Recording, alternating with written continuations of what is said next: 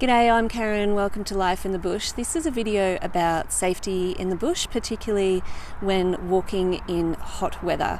The recent passing of Dr Michael Mosely reminded me of an experience that I had some years ago where I found myself in a similar predicament that Dr Michael Mosely found himself in prior to his unfortunate passing.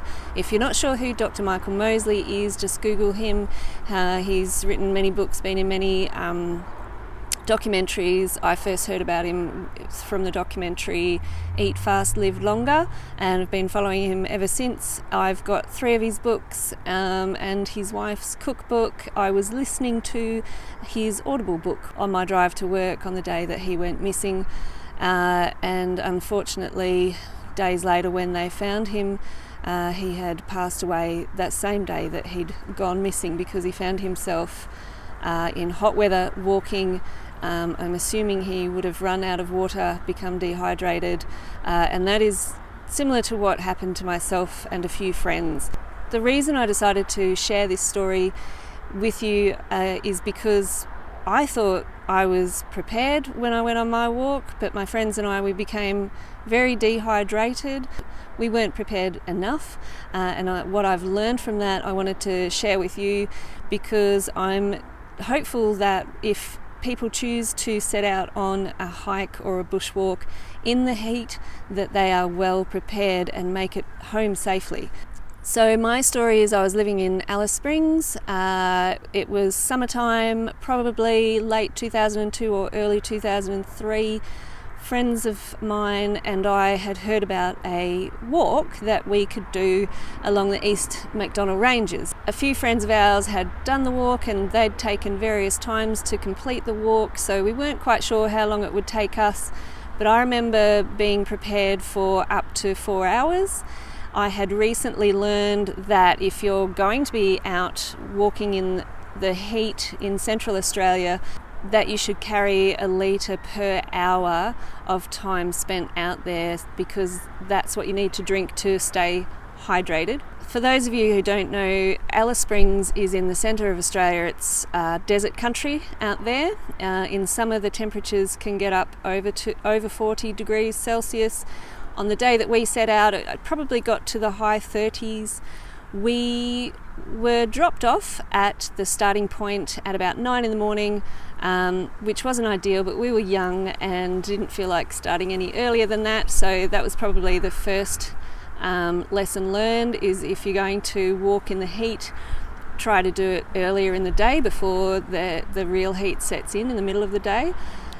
So we were told that all we had to do was walk to the top of the ridge, the East McDonnell Ranges, and then along the top of the ridge, easy enough, and then we'd get to a point.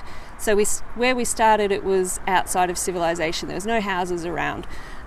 We'd get to a point where we'd start to see houses, and then there'd be a caravan park at the bottom of the ridge. We headed down at that point to the caravan park.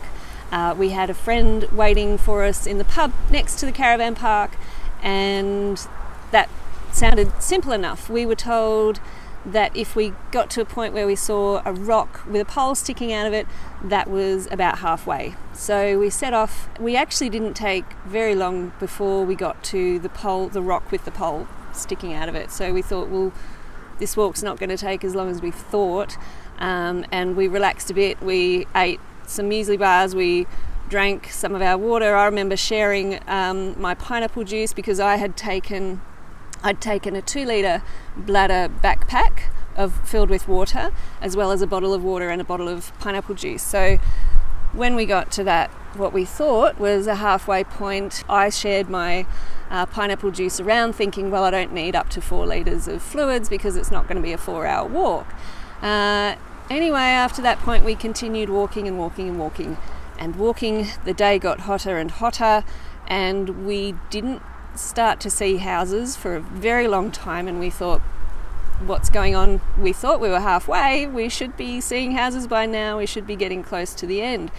And to our horror, we came over a ridge and we saw in the distance, the far distance, another rock with a pole sticking out of it. So we were a little bit, not panicked, but concerned, I suppose, at that stage, because we thought, wow, we're not even halfway, and we thought we were already well and truly on our way to finishing this walk. So I remember at one stage, I'm not sure how far into the walk it was, I discovered that I'd actually leaked a litre of the water in my bladder backpack had leaked out, so I lost a litre of water.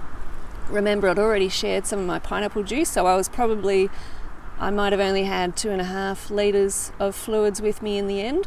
The others probably had that to start with. I remember they didn't bring as much as I did. But in my wisdom, I thought perhaps we could take a shortcut, and that was actually not a good idea. I grew up playing in the bush, pushing my way through scrub, up and down hills, but that was on the east coast in Victoria and New South Wales, not in Central Australia. I wasn't familiar with the landscape, but I thought to myself, well, surely instead of walking all the way along the ridge and back down, how about we just take a shortcut sort of on a diagonal down the ridge? So we tried that, but we couldn't get through. We wasted 20 or 30 minutes realising that we couldn't get through the scrub. It was too steep, too rocky, prickly bushes everywhere. We had to turn around and go back up to the top of the ridge. So by the time we finally got close to the end, we'd completely run out of water. We were becoming dehydrated. We were very hot and bothered. It was the middle of the day, very hot. And eventually I remember we got to the point where we could descend the ridge and make our way down to the caravan park, and every part of my body wanted to take a rest and sit down, but I knew logically that wouldn't help because there was no shade. I didn't have any water to rehydrate myself. If I did sit down and take a rest, all that would happen is I'd get more dehydrated and lose more energy, and I needed to use all the energy that I had to continue walking. And it's a bit windy here, so my eyes are watering. So I needed to use all the energy that I had just to keep putting one foot in front of the other to get to the bottom of the hill and to the caravan park, which we knew would be there, and our friends were waiting for us next to the caravan park. So when we got to the caravan park, we found a tap. And I just remember walking over to that tap, and we turned it on and just gradually started drinking to slowly rehydrate ourselves, and we just wet our hair with water. We made a puddle on the ground of water and just laid in it.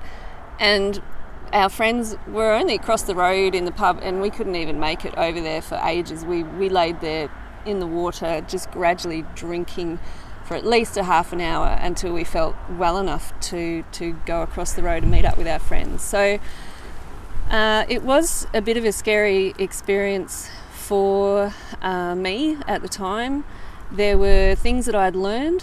First of all, I knew to carry at least a litre per hour, but what I didn't do was actually find out how long the walk was likely to take. We didn't actually look it up and see how long the distance was. We could have started earlier in the day so that we weren't in the heat of the day. And not only that, but we should have carried more water. So the learnings that I wanted to share with you from my experience, if you're intending to go out bushwalking, particularly in the heat, is take enough water, take more than enough water, because you may take what you think is enough, but then something happens. Like for me, a litre leaked out of my backpack and I was short on water, but you never know what might happen. You might twist an ankle and the walk will take you hours longer than first expected, so you need to have enough water to get you through. Take your mobile phone with you. We had our mobile phones. We were in and out of range, but we were still able to let people know that we were running late. And that's a big one as well. Make sure people know where you're going and what time you're expected to arrive at your destination, so that if you don't make it, they can come and look for you. Also, stick to the track. I made the mistake of thinking we could take a shortcut, and it actually added time to our walk, which made us even more dehydrated. And again, there was the time of day. You know, the earlier you go in the day, the less chance that you're going to be walking through the heat of the day. So I hope those have been helpful tips for you so that you can be safe out there, enjoy the great outdoors, but be safe, be prepared. I was a Girl Guide, so our motto was be prepared, and I thought I was prepared, but not well enough prepared. But thankfully we made it through okay. Sometimes things do go wrong and some people don't make it. So do take it seriously, do be prepared, do let people know where you are, take plenty of water and be safe out there. I'll see you soon. Thanks for watching.